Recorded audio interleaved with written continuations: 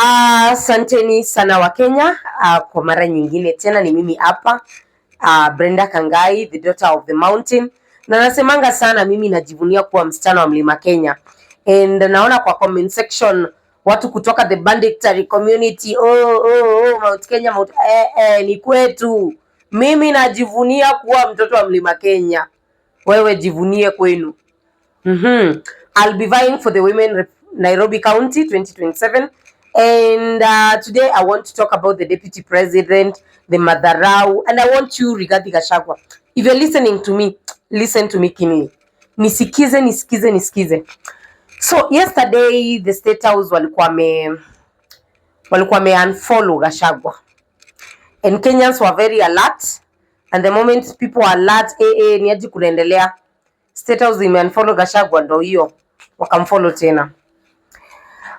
Before that, kumekuwa na so many stories, Gachagua this, Gachagua that, MPs from Rift Valley wanataka kumtukana Gachagua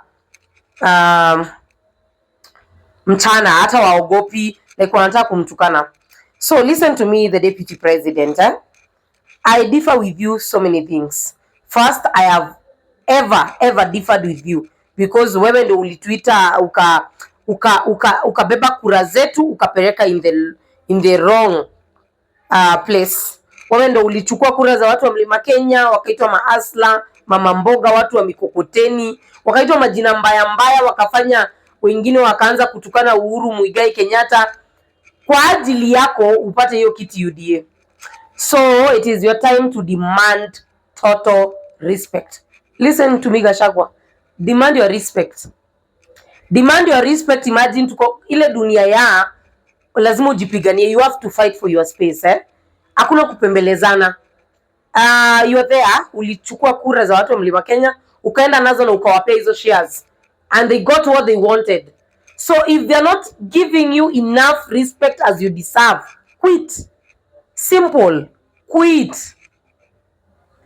Mali imefika, hakuna kupembelezana. Kama mtu akupei heshima yenye una deserve, unaondoka tu.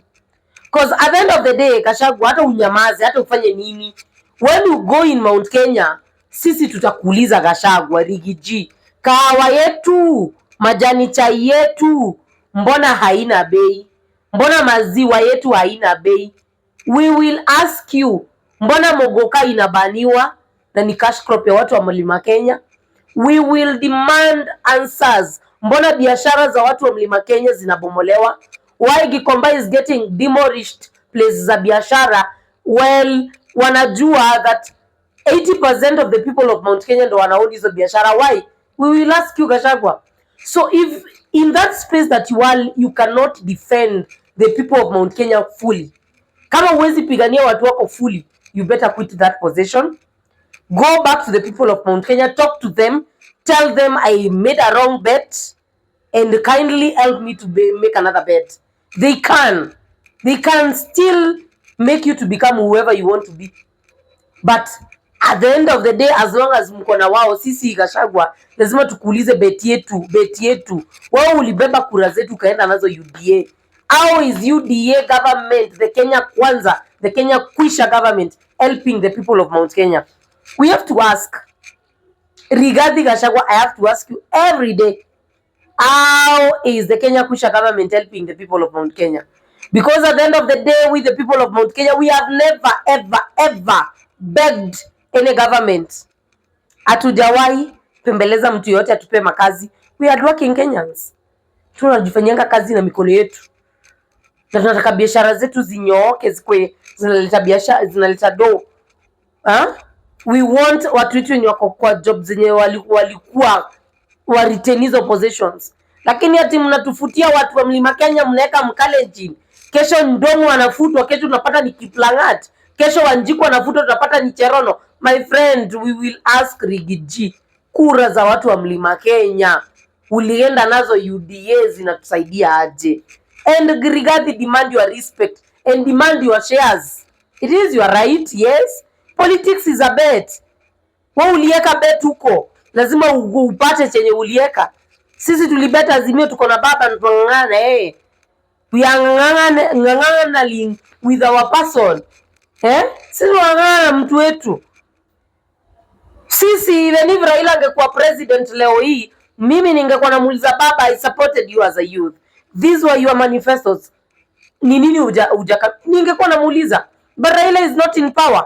And every time the government fails, wanaekeleanga Raila. Saizi baba amenyamaza.